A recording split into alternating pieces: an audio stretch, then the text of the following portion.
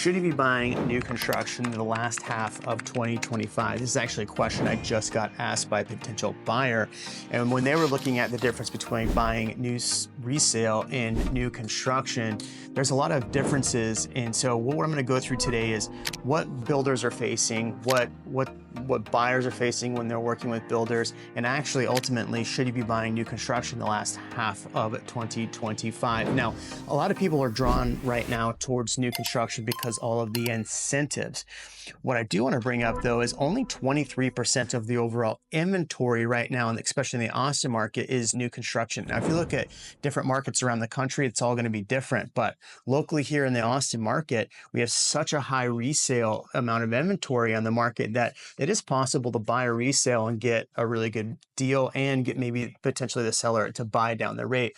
When I'm talking to the builders right now, they're talking about how clients are really rate sensitive. So we're going to talk to you about the neighborhood that I'm in here a little bit later. But a lot of buyers are more price sensitive, right? So they're not focused on getting all the big grand things in the home. They're trying to get the home in the price that fits what they're needing. So some of these builders are looking at, when they're speccing out homes, no longer putting fireplaces in. Some of them are looking at potentially not putting in the high-end appliance packages. If the prices get too high, and we'll talk about some of the market conditions here in a minute, buyers aren't going to buy homes. I mean, obviously interest rates are at 7% right now. And in the video we just did last week, we are talking about how if interest rates got even down to 6.1%, you'd see a lot of people back in the market. And so what the builders are saying is that, number one, buyers are really shy right now when they're coming in. They're very concerned.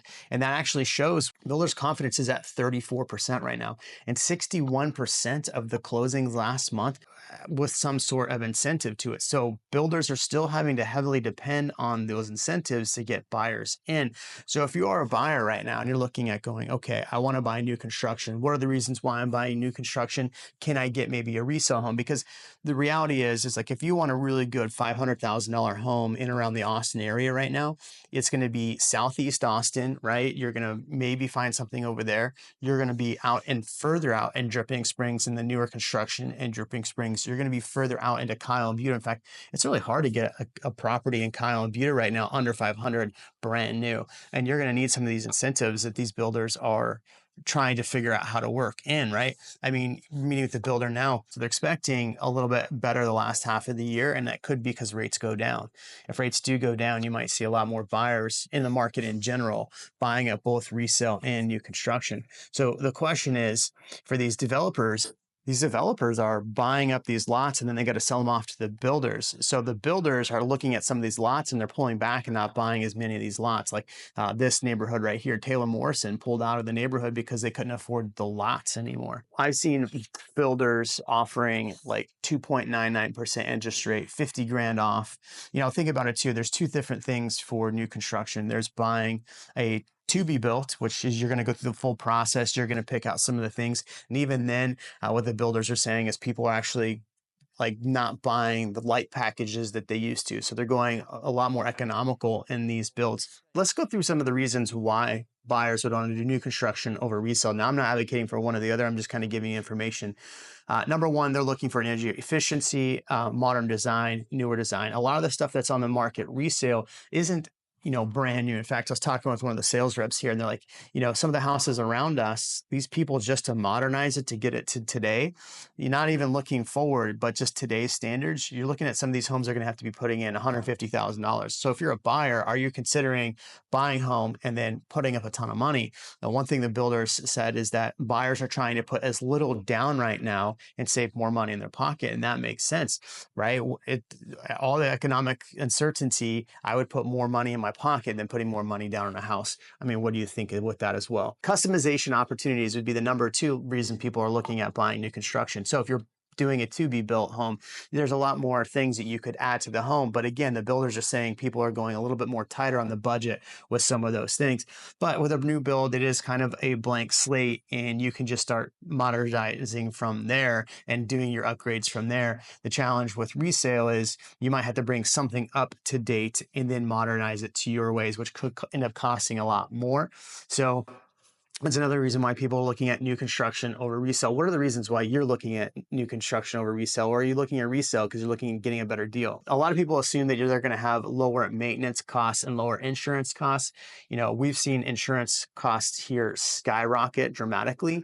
So I don't think that it's necessarily going to really relate to getting you lower maintenance costs, because you're still going to have to maintain a property. It is a little bit cheaper, but overall, this is another reason why people think that the insurance costs are going to be lower. Not necessarily all the time.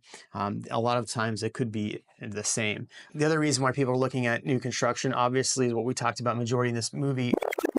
A majority of this video is the incentives, right? So if I'm a buyer and I'm very price sensitive, if I can find a new construction home that's brand new that I don't have to put a lot of money into, plus I can get some incentives, get a lower interest rate, of course I'm going to look at that option.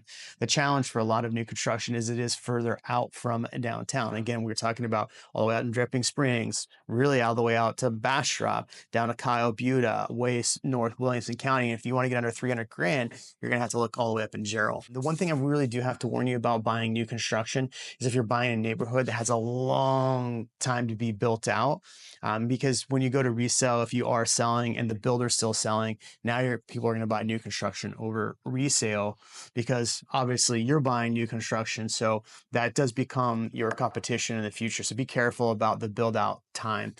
Some people think that the taxes are going to be cheaper too. The reality is cheaper taxes doesn't necessarily mean that, because the taxes aren't set for that home yet. Like the neighborhood we're in right here is a 2.51 tax rate. A completed neighborhood around the corner is around 2% tax rate. So the tax rate here in this neighborhood is slightly higher, but you're getting new, right? And not resale. So that's something that you're going to think about too. The challenge with the taxes though is it does take a year for them to catch up on the taxes. So you could see that bill go up really quickly, really fast, and end up costing you more money. Obviously, construction delays are another problem with new construction. So one thing you got to think about, if you're going to buy resale, you can be in that home in 30 days.